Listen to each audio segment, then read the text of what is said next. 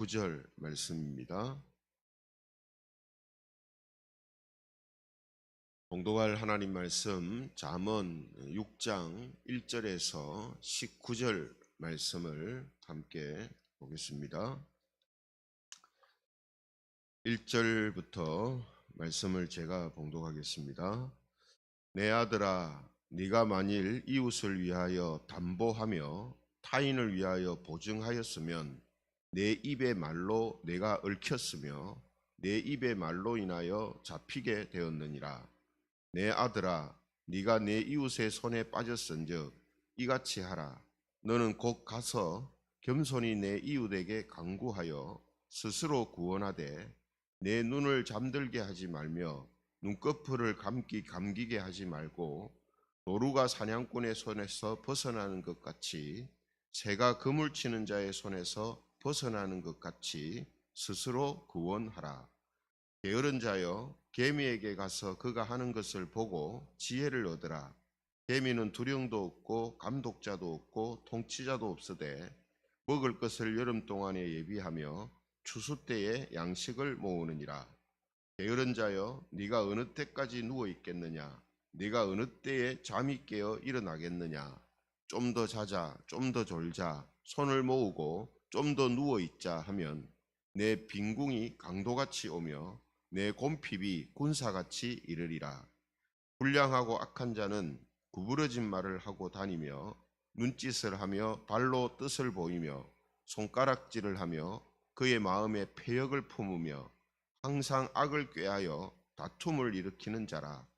그러므로 그의 재앙이 갑자기 내려 당장에 멸망하여 살릴 길이 없으리라. 여호와께서 미워하시는 것 곧 그의 마음에 싫어하시는 것이 67가지이니 곧 교만한 눈과 거짓된 혀와 무죄한 자의 피를 흘리는 손과 악한 계교를 꾀하는 마음과 빨리 악으로 달려가는 발과 같이 읽겠습니다. 거짓을 말하는 망령된 증인과 및 형제 사이를 이간하는 자이니라. 아멘. 오늘은 스스로 구원하라, 스스로 구원하라 이런 제목을 가지고 말씀을 함께 나누겠습니다. 하나님께서는 이 성경을 통해서 사람은 스스로 자기를 구원할 수 없다 하는 사실을 일관성 있게 말씀을 하십니다.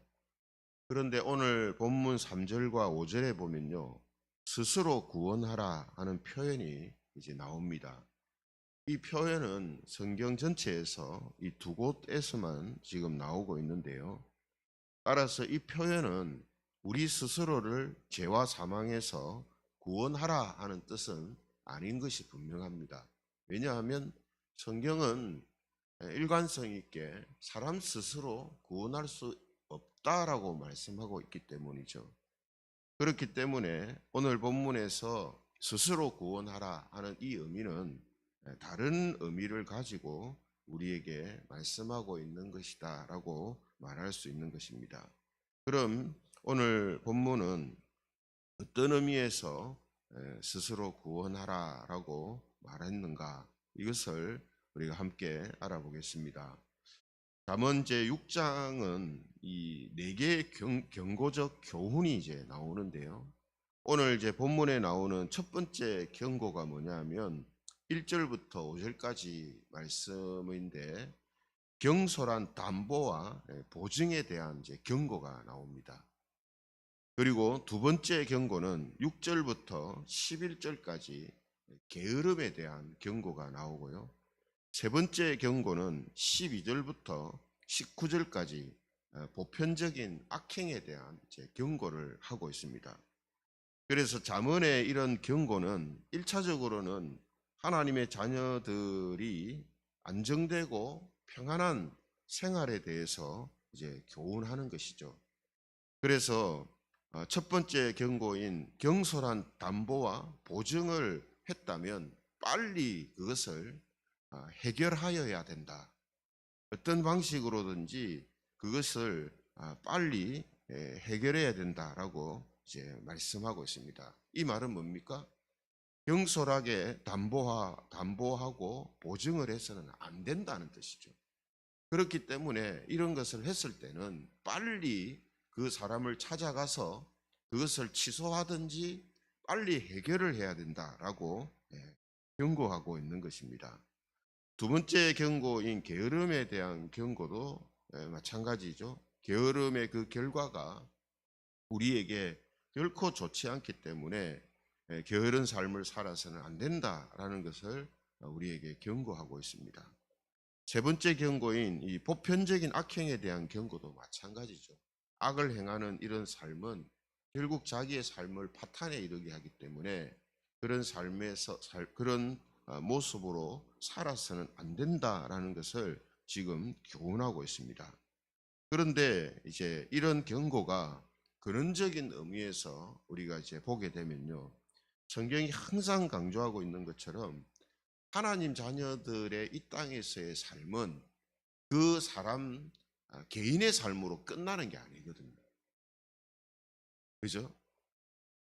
어떤 문제가 생겼을 때 그 문제가 그냥 그 사람한테만 국한되어서 끝나는 문제가 아니라는 거죠. 하나님의 백성들의 삶은 하나님과 다 연결이 되어 있습니다. 하나님의 영광과 연결이 되어 있습니다. 그죠? 이 말은 반대로 말하면 하나님의 자녀들의 삶은 곧 사탄의 역사와 관련이 있다라고 말할 수 있습니다. 그러니까 우리 그리스도인들의 삶이라는 것은 하나님의 영광을 위해서 사는 삶이 있고요. 또 사탄의 유혹과 시험에 빠져서 살아가는 삶이 있습니다. 이 두 가지에서 중도는 없어요. 어느 쪽으로 한쪽으로 치우치게 되어 있습니다. 왜 그런가 하면 사탄은 하나님의 영광이 나타나는 것을 싫어하고 구원과 생명이 이루어지는 것을 방해하기 때문입니다. 그러므로 우리를 통해서 하나님의 영광이 드러나지 않으면 사탄이 지금 우리를 주도해 가고 있다라고 말할 수 있거든요.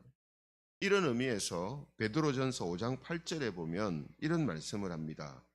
베드로전서 5장 8절에 보면 근신하라 깨어라 너희 대적 마귀가 우는 사자같이 두루다니며 삼킬 자를 찾나니 너희는 믿음을 굳건하게 하여 그를 대적하라.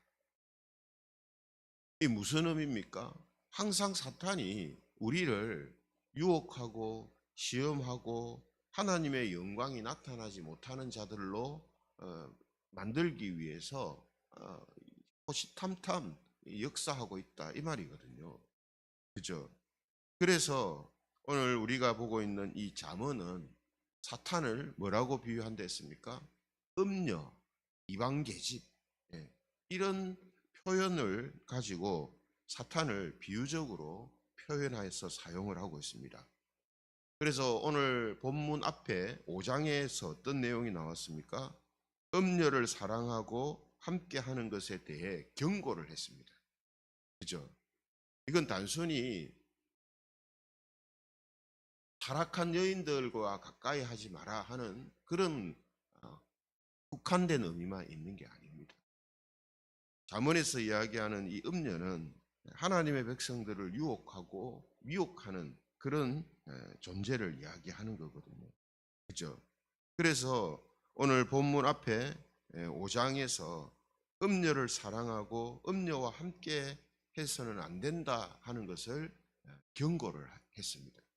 또 오늘 본문 뒤에 20절부터 내용을 보면 또다시 음녀에 대해서 이제 언급하고 교훈하는 내용이 이제 나오는 거거든요. 이 말은 이런 구성은 어떤 의미를 가지고 있냐면 오늘 본문에 나오는 이 세 가지 경고, 담보와 보증하는 거, 게으름을 피우는 거, 보편적인 악행을 하는 거, 이게 다 음녀와 관련이 있다 이 말이에요. 사탄의 역사와 관련이 있다는 사실을 지금 보여주는 것입니다. 그러므로 이 세 가지 경고를 듣지 않고 행할 때에 나타나는 결과를 표현하는 단어들이 아주 중요합니다. 첫 번째로 담보와 보증에 대한 경고를 듣지 않았을 때의 결과를 2절에 뭐라고 이야기하냐면 2절 말씀을 보면 내 입의 말로 네가 얽혔으며 내 입의 말로 인하여 잡히게 되었느니라 이렇게 이야기합니다.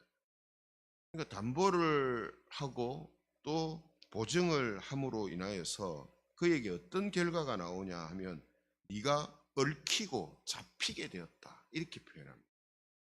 이거는 보증한 것에 대한 그 일로 인하여서 자기가 거기에 매이게 되었다는 의미도 있지만 담보와 보증은 사탄과 죄악에 얽히고 잡히게 되었다라는 그런 의미로 하는 것이다라고 볼 수 있는 것이죠.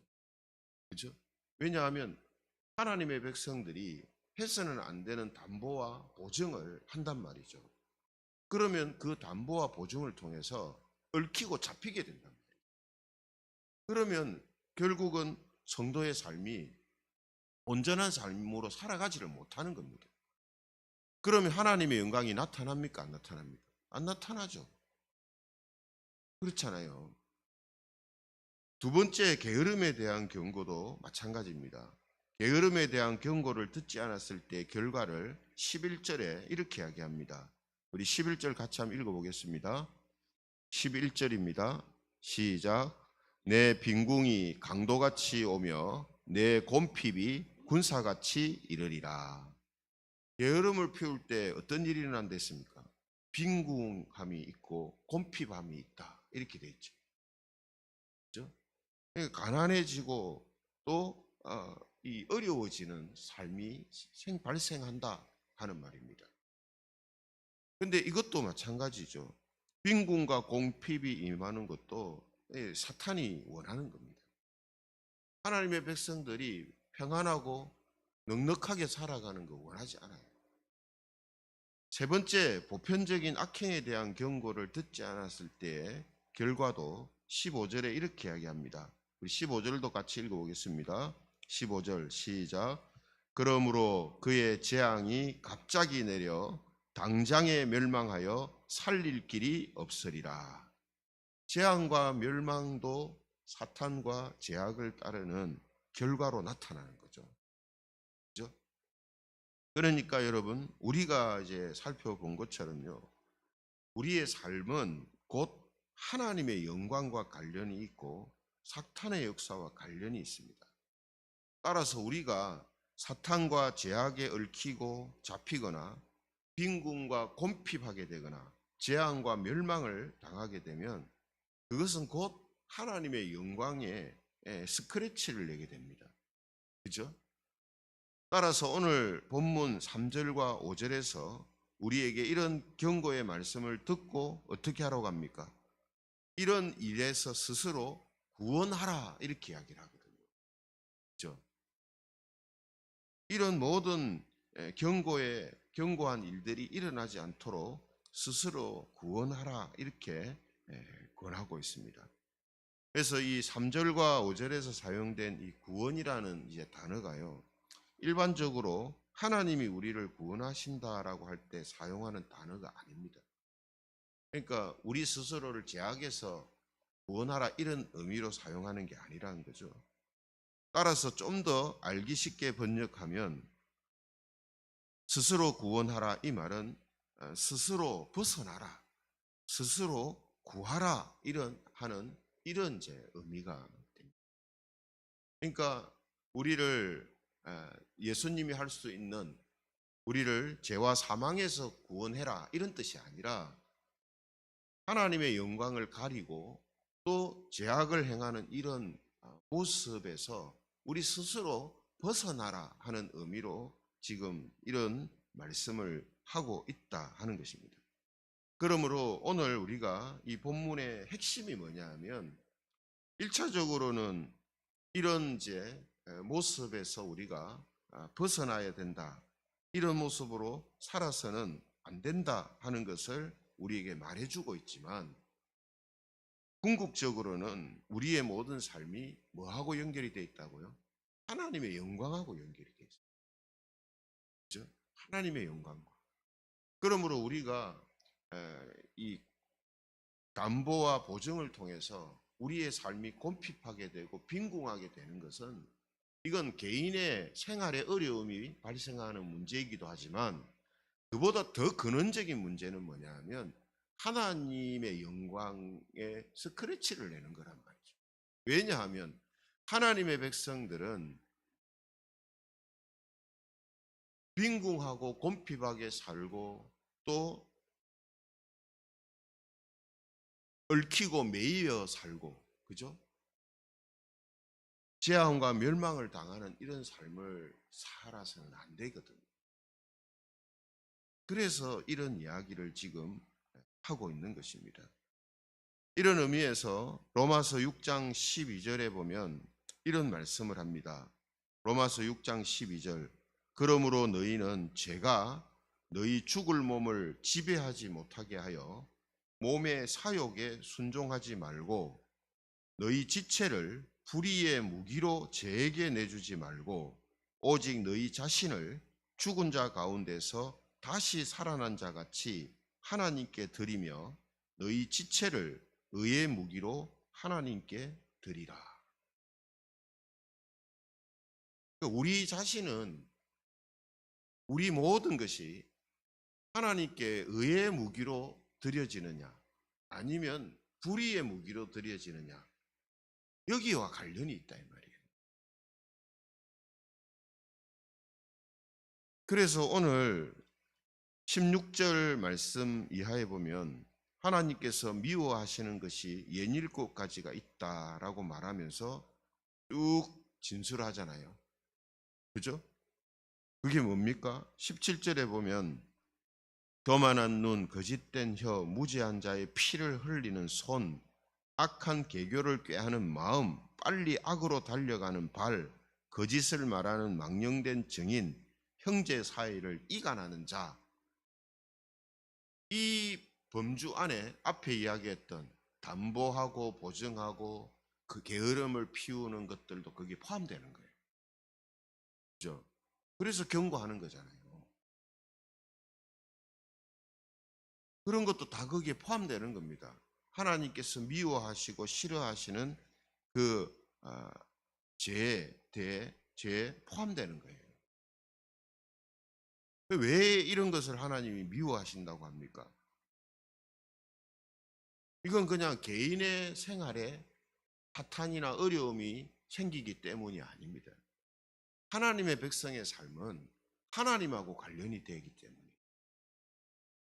그러므로 우리를 통해서 이런 죄악의 모습들이 나타나서는 안 된다는 것을 지금 성경이 우리에게 말씀해 주고 있는 것입니다.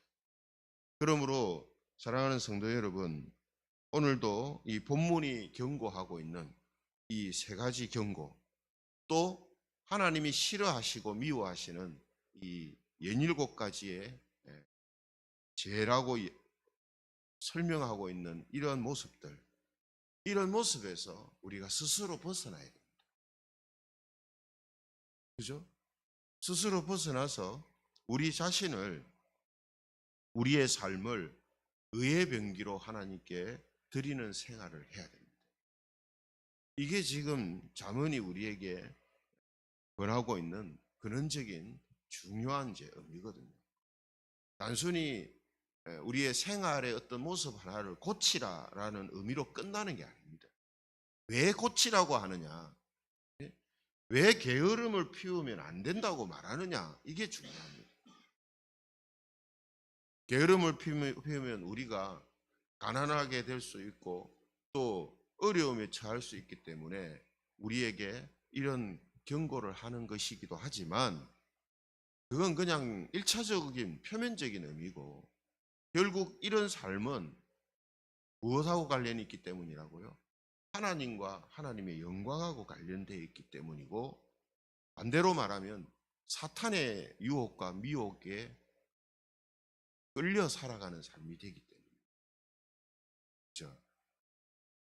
그러니까 여러분, 우리가 이 섣불리 보증하는 문제, 게으름을 피우는 문제, 이런 게 그냥 단순히 생활의 어떤 우리의 한 가지 뭐 특징이나 모습으로 끝나는 게 아니라는 말이죠. 그죠? 그래서 이런 경고를 우리에게 하고 있는 것입니다. 따라서 저와 여러분들이 이런 말씀을 통해서 우리가 확실하게 가지고 있어야 하는 마음이 뭐냐면, 나의 모든 생활과 삶은 그냥 내 개인의 문제가 아니라 하나님과 관련이 있고, 따라서 우리의 말하고 생각하고 행동하고 생활하는 하나하나를 우리가 잘 주의해서 해야 되고, 하나님의 영광을 가리는 모습들로 나아가지 않도록 해야 되는구나, 이런 생각을 먼저 가져야 됩니다. 이런 생각을 안 가지면 결국 이런 말씀도 그 사람한테 올바로 받아들여지지 못하고 또 적용되기가 어렵거든요. 그렇죠? 그래서 오늘 이런 의미가 있다라는 사실을 우리가 다시 한번 생각하면서 저와 여러분들의 삶을 성령 하나님께서 주관하시고, 또 우리 스스로도 이러한 잘못에서 벗어나게 함으로 인해서 하나님의 영광이 드러나고 구원과 생명의 능력이